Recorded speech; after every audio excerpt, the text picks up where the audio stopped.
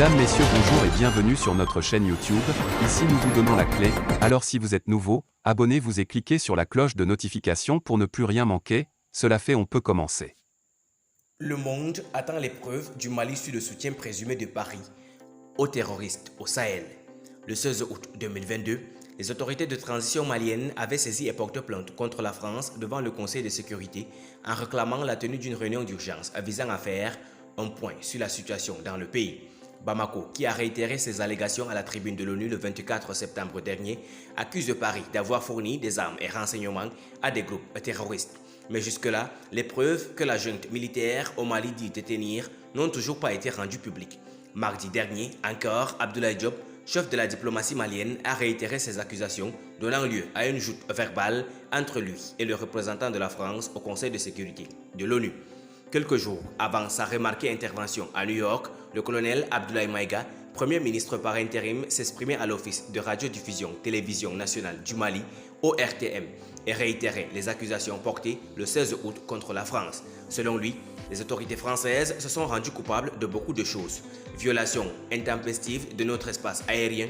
En plus de cela, elle a fourni des renseignements et des armes à des groupes terroristes, ajoutant que cette attitude des autorités françaises est grave et de la part d'un pays membre du Conseil de sécurité des Nations Unies, nous avons introduit une plainte avec toutes les preuves à l'appui. Le chef du gouvernement malien laissait également entendre: nous avons encore d'autres preuves qui seront présentées à la suite de cette session spéciale du Conseil de sécurité des Nations Unies, que la communauté internationale et le monde découvrent comment un État membre du Conseil de sécurité se comporte, a-t-il fait savoir. Samedi, à la tribune de l'ONU, le colonel Abdoulaye Maïga en a remis une couche, dénonçant l'obscurantisme de la junte française qui a violé l'espace aérien malien en y faisant voler des vecteurs aériens tels que des drones, des hélicoptères militaires et des avions de chasse plus d'une cinquantaine de fois, en apportant des renseignements, des armes et munitions aux groupes terroristes. De graves accusations pour lesquelles Bamako soutient Mordicus détenir des preuves et qu'il présentera au moment venu. Selon les dirigeants maliens, ces preuves seront présentées au monde au cours de la réunion d'urgence du Conseil de sécurité. Sauf que cette réunion tarde à être organisée.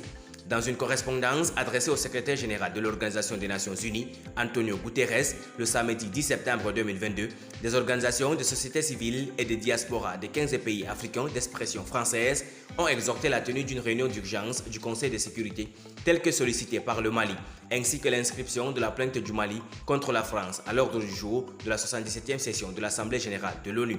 En effet, elles estiment que la question de terrorisme sur laquelle le Mali accuse la France est si grave qu'il est important que toute la lumière soit faite là-dessus. En attendant, Bamako continue de tirer à boulet rouge sur Paris. Mardi 18 octobre dernier, alors que se tenait une réunion du Conseil de sécurité des Nations Unies, Abdoulaye Diop a à nouveau pointé du doigt accusateur sur la France. Selon le membre du gouvernement malien, Paris aurait violé l'espace aérien malien et livré des armes à des combattants islamistes, des accusations que l'ambassadeur français auprès de l'ONU, Nicolas de Rivière, n'a pas voulu laisser passer. Il conteste toutefois les violations du cadre juridique bilatéral et s'est insurgé contre des accusations qu'il a qualifiées de mensongères et diffamatoires. Merci pour votre aimable attention. Si vous êtes nouveau, n'oubliez pas de cliquer sur la cloche de notification et de vous abonner à la chaîne. Merci, à très bientôt pour une nouvelle vidéo.